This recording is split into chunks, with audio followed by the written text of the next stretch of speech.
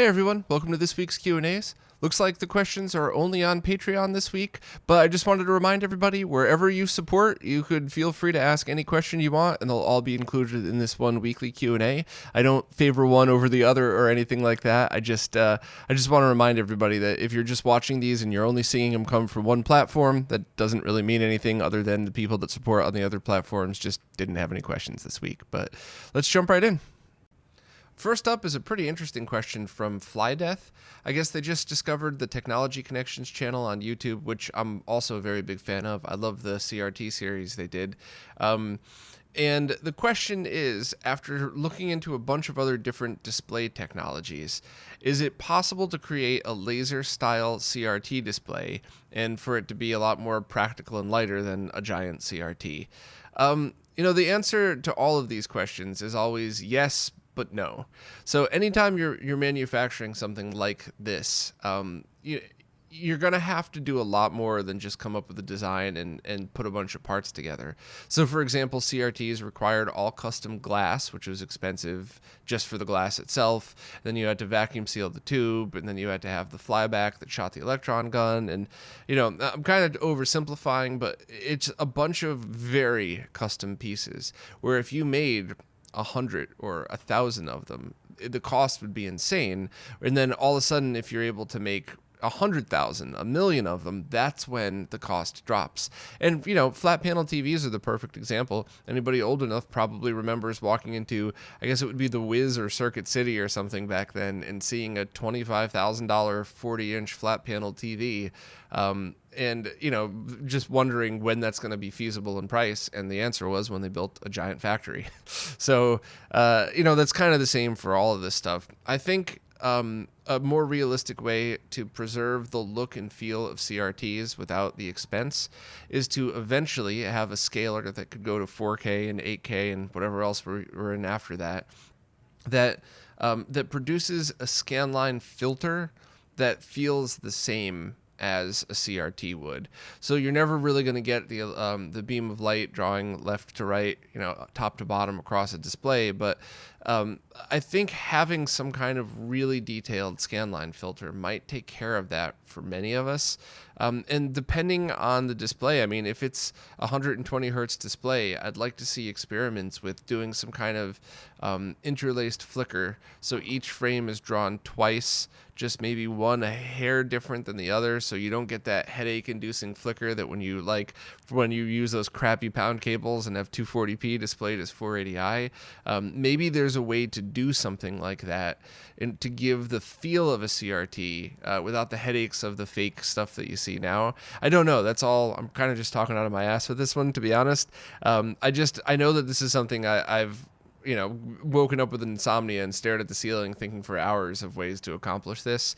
And I think realistically the best ways are either restoring existing CRTs or working on really good filters on excellent modern displays. So when OLED displays come down even more in price and come down even more in latency, I think that would be the way to do it. So sorry, I don't have a magical answer for you, but that's kind of where my head's at with that.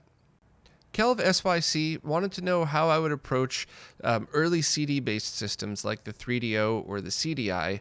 Would I want original hardware, emulation, clone consoles?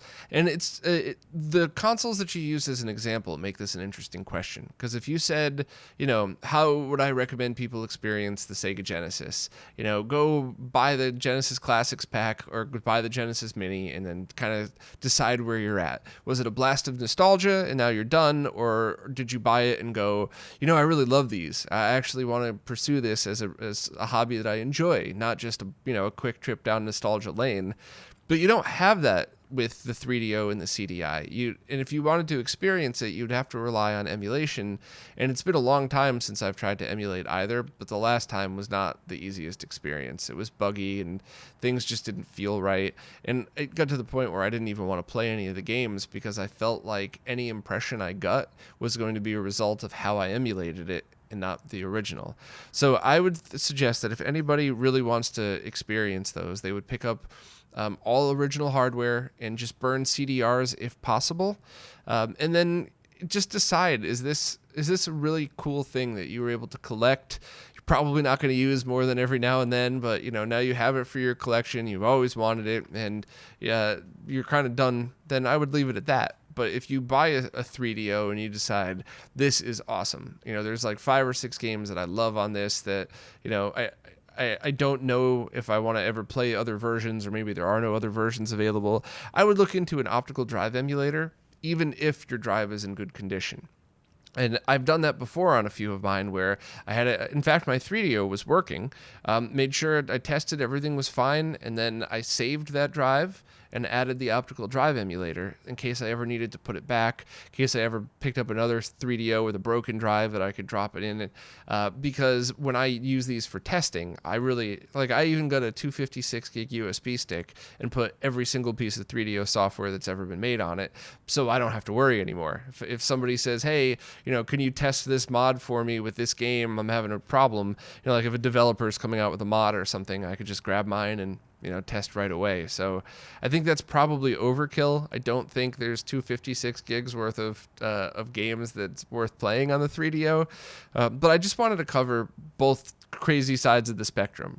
Just fire up an emulator and try downloading it and playing it there versus original hardware with ODEs. And, of course you have to deal with you got to recap it eventually at some point and do some kind of refurbishment. So it's an interesting question, but I would always, for people that want to start looking into the software library of something, start with emulation just to see how much it piques your interest. Because there are some games like, I remember the Angry Video Game Nerd episode of Plumbers Wear Ties or Don't Wear Ties or whatever that game was. And I started playing it on emulation. And I was so bored so quickly that I decided, even if this experience is, only 1% as good as what it would be on an original console, I don't care. I don't want to play this game. In fact, I found the episode much more entertaining than actually sitting through the game. So, I think a lot of times it's probably like that for people, depending on certain things, especially with the really weird and out there stuff, like playing any of the Zelda games for CDI. It's like, you don't need original hardware to realize how terrible that game is, or both of those games were.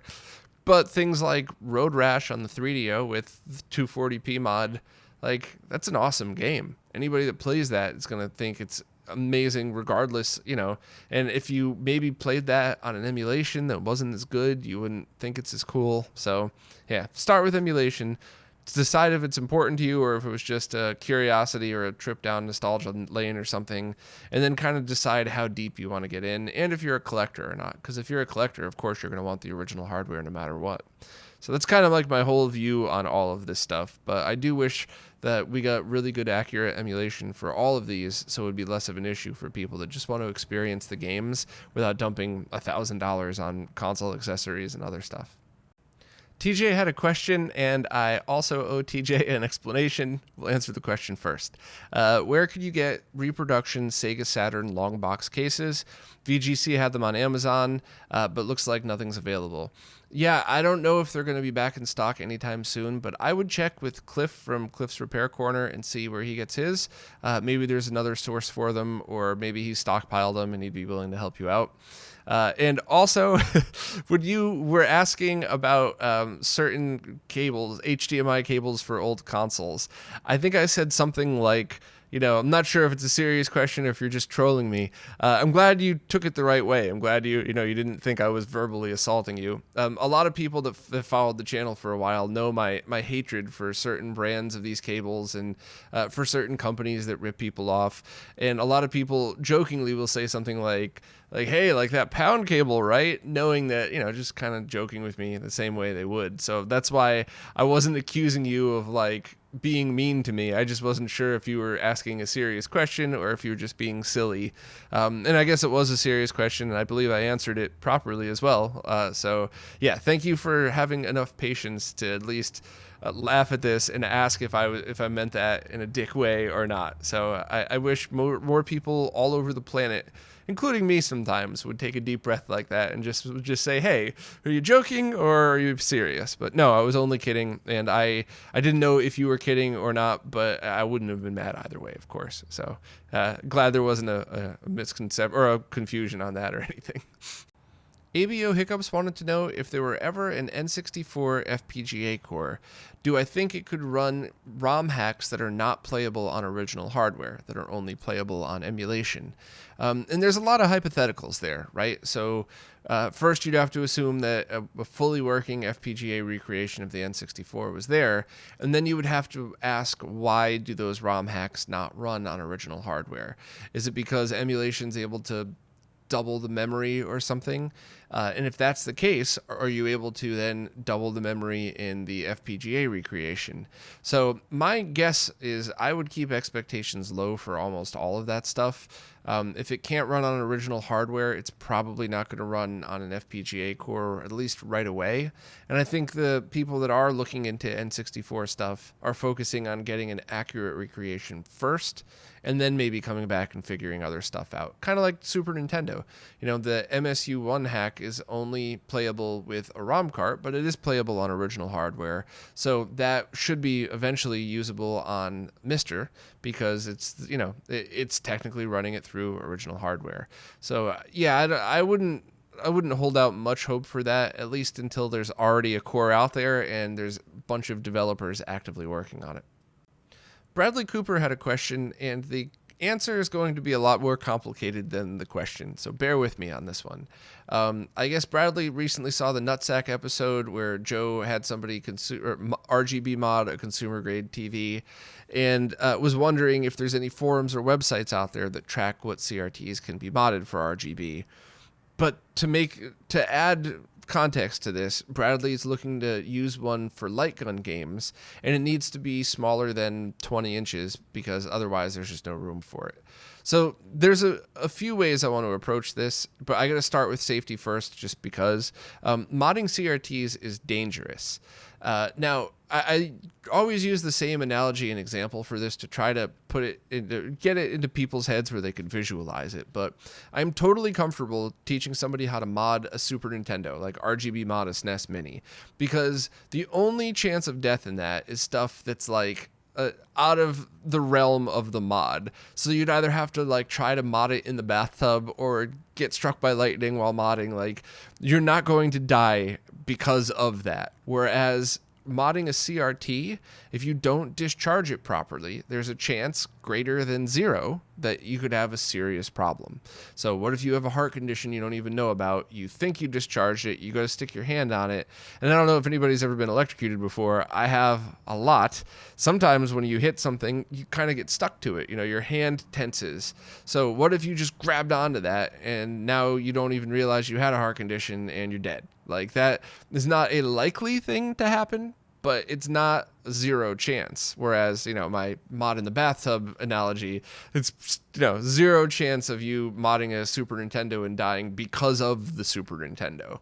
So be very careful when modding CRTs. I'm very annoyed at how brazen some YouTube channels are in this stuff. They're either ignorant to it, or they just don't care that they could be teaching people the wrong thing. And as I've learned time and time again, most people don't pay attention to guides or videos. Most people half listen, try it themselves, and then go back and figure out what they did wrong. So that's why I actually did a video with Jose showing a basic overview of how to mod a CRT, because he's done quite a few. And that's also why I haven't really gotten to the follow-up video yet, because I just... I think I'd rather leave that to expert channels like RetroTech, who that's the focus of the channel, is modding and restoring CRTs. So if you go to that channel, you're already kind of in the loop of what's going on. Whereas RetroRGB is tried to always cover the ground from beginner to expert, but there's a lot more beginners that might stumble across the site, the YouTube channel, etc. And I don't feel comfortable making a guide or a video on this until I really made sure to explain it in a way where, it would have to be a freak occurrence if you didn't hear the warning type of thing. But to back it all up, I think, in my personal opinion, in your situation, it sounds like you already have a setup that can play the games that you want, and you're only looking for a CRT for light gun use. So in my opinion, I would get any CRT at all. Any one. Find one in the size that you're looking for. Get one with a curved curved glass, not flat glass, because sometimes that does cause issues with light guns. I had one that it was actually a Sony TV or a Toshiba TV with a flat tube and component video inputs that worked perfect with light guns, and many others do not. So get one with a curved glass front, which is every TV pre-2000, and any input, and just enjoy it as is. And then if you still want to get into this, knowing that it's, not easy, it's not the safest thing in the world, then open it up and take a look and see how comfortable you're going to be. Take the back off very carefully, look at the anode cap, see if it's something that you think you might be able to pull off discharging. If you're in there, take a picture, or even if you have a model number, go to the Shmups forum has a couple threads on this. There's a few forums out there, and see if people with that same model TV have already modded it and know that, yes, you could tap into the OSD chip, you can get into it, and then kind of go from there. But to be honest, I mean, if this experience, if the focus of this experience is just light gun games, composite video on a CRT is a perfectly good way to experience games. Not on a flat panel TV, not on an HD TV, but on a CRT, especially if you're just using it for light gun games, I wouldn't obsess over an RGB input. Now, on the other side of things, if you really had like an awesome OSSC setup, but you did want a CRT for occasional use, then yeah, I would absolutely take the time to RGB mod it, maybe even recap it, so now it's going to last even longer than it already would have. But, I know this was a very long explanation, so I'll just go back over it in the bullet points. Try looking at like the Shmups forums if you want to find other people who have modded CRTs. Be very, very careful. Treat it as if you could die, even though you're probably not going to. But treat it as if you could. Just be safe. I don't want anybody in the hospital because of my advice. And really ponder if you need RGB at all in that scenario, or if it's just easier in general to just get a couple of cheap composite video cables for the consoles that you want to play light gun games on. Baba Yaga said that they bought an RGB modded N64 from Japan and wants to know what emulation platform I suggest they game on while they're waiting for that to arrive. That's a good question, and I don't know enough about N64 emulation to answer it properly. You specifically said original Wii versus the Xbox. My easy and very cheesy answer would be, if you already have one of them modded and ready to go, just use that. You've already got original hardware on the way, so if the experience isn't perfect, at least you know that you have something good coming. But that's an excellent question, and that's a topic that we got into a while back, I think, on one of the retro roundtables, is how good is original Xbox emulation, and apparently it's still really good. Even after all this time, even though it's a slower processor, I think because so much time was spent trying to get it to work on it, that it ended up being pretty good. So I don't know. I wish I knew the answer to that one, but sorry. I guess the other thing to mention is if you have a PC, I would try some of the PC emulators and see if you could render any of the games in HD, just to have something different until your original arrives. Bad Reality has a Game Gear related question, and I got to give a little bit of backstory for anybody that's not aware of how the GG to SMS stuff works. So basically, the Sega Game Gear handheld system is a Sega Master System, but with more colors and stereo sound. So there are a bunch of hackers out there, ROM hackers if you will, that took exclusive Game Gear games. So either only available on Game Gear or a version of which is only available on the Game Gear, and hacked them with a different color palette and button remapping to work on the Master System, which is really cool for people that just wanted to play those on a console as opposed to on a handheld. Now, in doing those hacks, people realized that the Game Gear's playable area is like a window inside a window. So it's the Sega Master System resolution is the full resolution that's being drawn, but only a portion of that is visible on the Game Gear screen. So what most Game Gear developers did is they moved the heads-up display, any of the your life bars and stuff like that, to fit inside the smaller window. And if you open up Game Gear games with emulators, you could actually see the full playable area. And some games, it's mostly fine, where you would see stuff outside of the playable area, and you might get some garbage, but it's mostly fine. Excuse me. Whereas other games outside of the playable area is just total garbage because there was never supposed to be anything there because it was only meant to be played on the Game Gear. And this is, you don't need to mess with the hacks at all. You could just fire up, certain emulators have the ability to do this.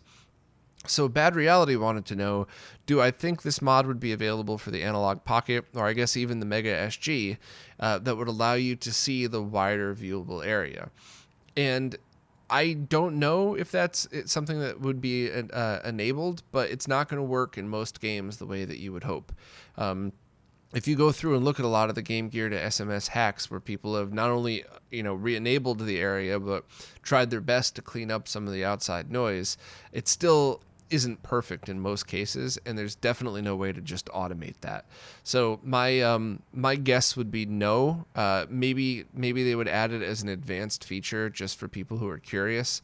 I think a lot of stuff, I'd like to see a lot of stuff like that just for people, just for curiosity's sake. So you could take the new adapters, plug in a real Game Gear game into the Mega SG, flip on the thing and see what the full viewable area is, or, the full area, not just the Game Gear viewable area. I think that'd be pretty cool, and I'd like to see that, but I just wouldn't consider that as something playable. I would think that's more curiosity. Also, Bad Reality wanted to know if the Analog Pocket will run at a very specific refresh rate.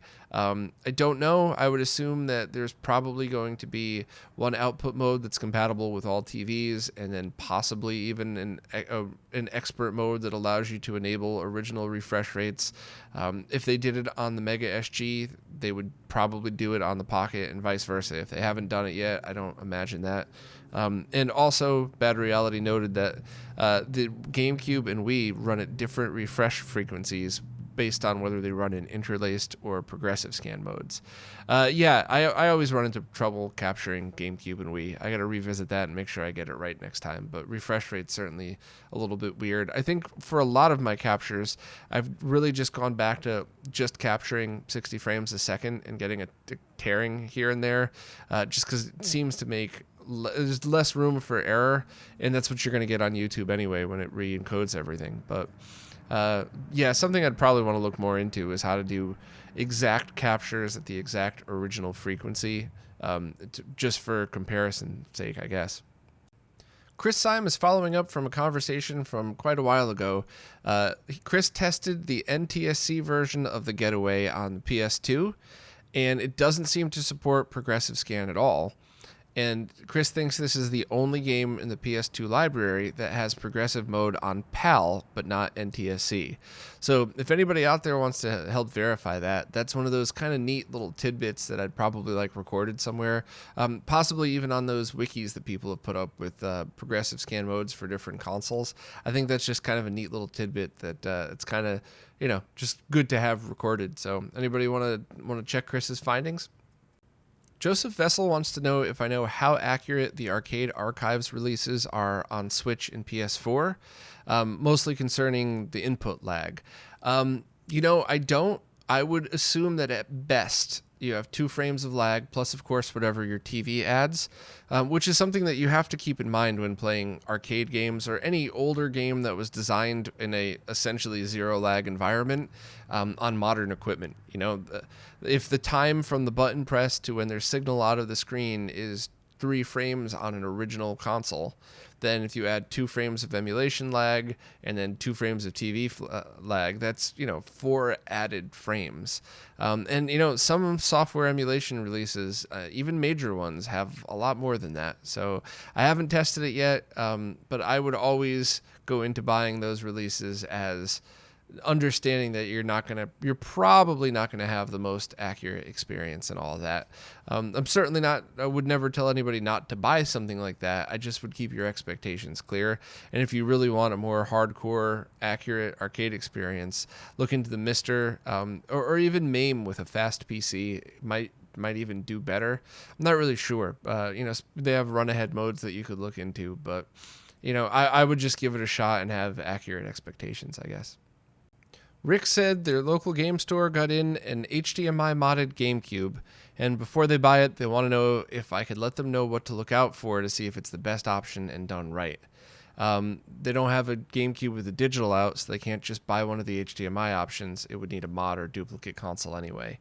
That's really tricky. That's one of those things where unless you open it up and see for yourself, you really can't tell the quality of the work. And also, I mean, there's the other side of that too. If you look at any console I mod, they don't look pretty. They don't look like works of art. But if you check all of the solder joints and you check the way the cables are run, you could say like, all right, this is a solid mod. Doesn't look as pretty as other people's, but it's solid.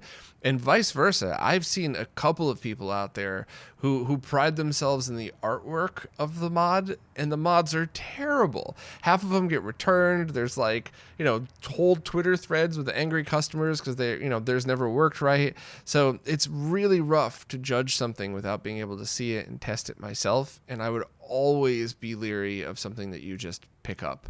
Not to shout out my friends here, but the truth is, if you go into Brooklyn Video Games and there's an HDMI modded GameCube, I most likely will know the person who did it and know that they're all excellent quality workers that go out of that place. So if you said I walked into Brooklyn Video Games and saw an HDMI modded GameCube, I'd say grab it. It was probably done by one of my friends and it's probably an amazing job. But just a random game store from somebody you don't know where it came from, who knows the quality of that. So I don't know if I could ever confidently give you anything to look at without telling you to pull it apart and check everything in there. Maybe the game store will do that for you and you could look at it together, maybe not. But generally, whenever you have something like the GameCube where a plug and play option is available, that's usually what I would recommend at first.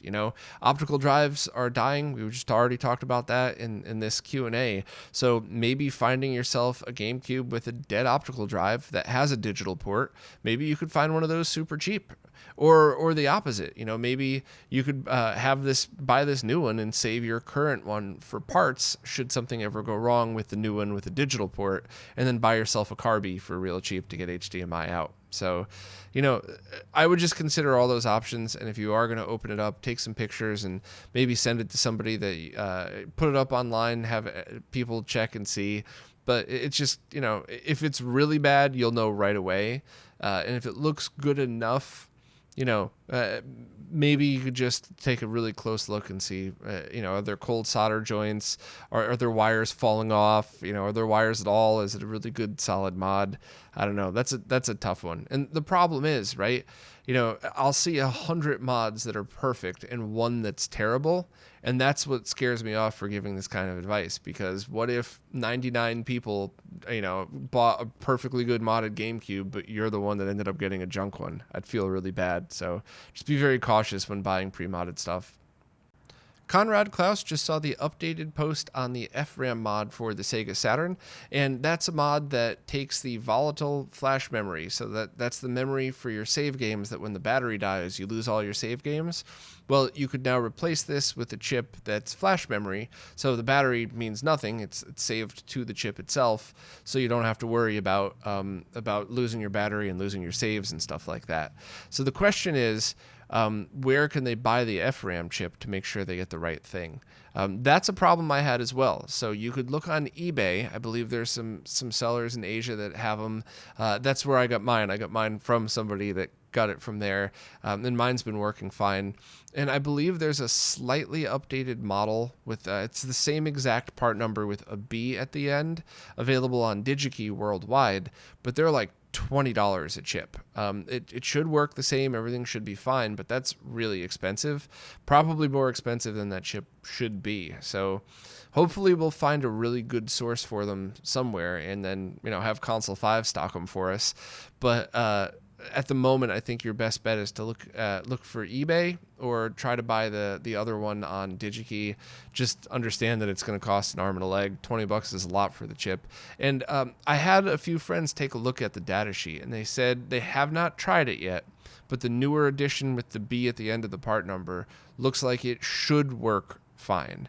So I don't think this is something that could, the pinout should at least be the same. I'm pretty sure it's the worst that could happen is it doesn't work and you don't end up ruining your console, but I haven't tested it myself. So please do this at your own risk if you do the updated version with the different part number.